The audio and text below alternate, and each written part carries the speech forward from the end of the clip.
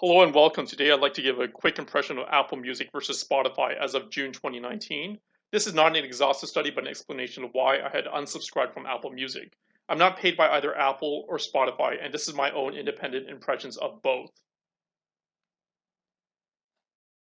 A bit about my background. I own hundreds of albums. I'm an audiophile.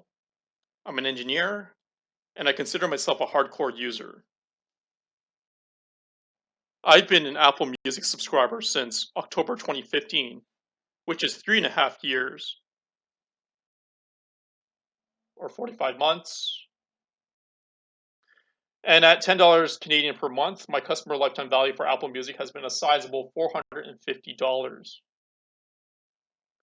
To me, Apple Music has fallen from grace for the following three reasons. It's slow and clunky, it's cluttered and disorganized, and there are strange behavioral bugs and anomalies.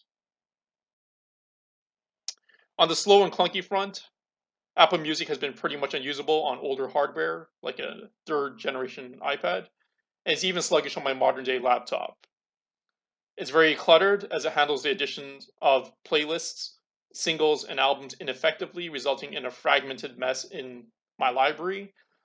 The browse section of the app is also very overwhelming, like a crazy supermarket on the weekend. I also feel like I'm a software developer debugging Apple Music for them, as there are strange behavioral anomalies even when it comes to something like pressing the back button. On the cluttered side of the business, say you add a single to a playlist.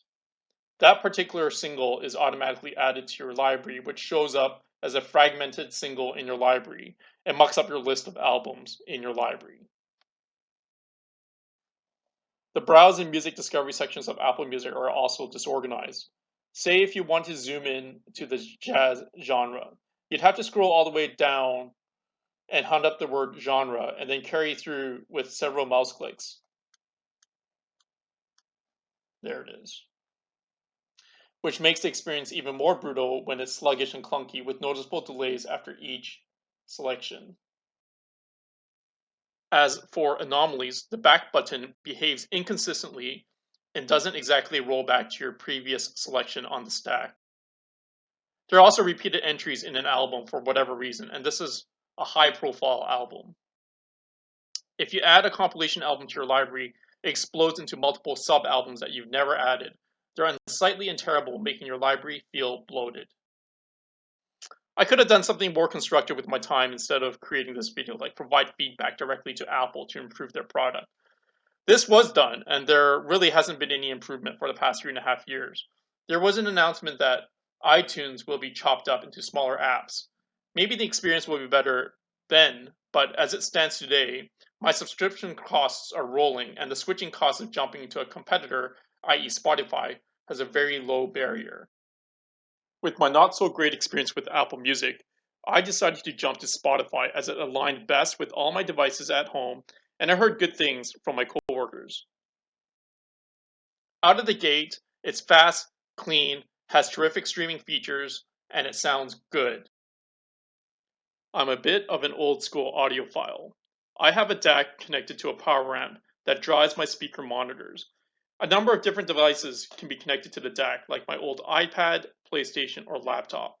Spotify can stream from my phone to any of these devices, granted that they are connected to the same Wi Fi. Ultimately, it makes my phone or laptop the ultimate remote control. A couple of shortcomings with Spotify is that some albums may be missing, although I was able to replicate most of all my albums in Spotify from Apple Music.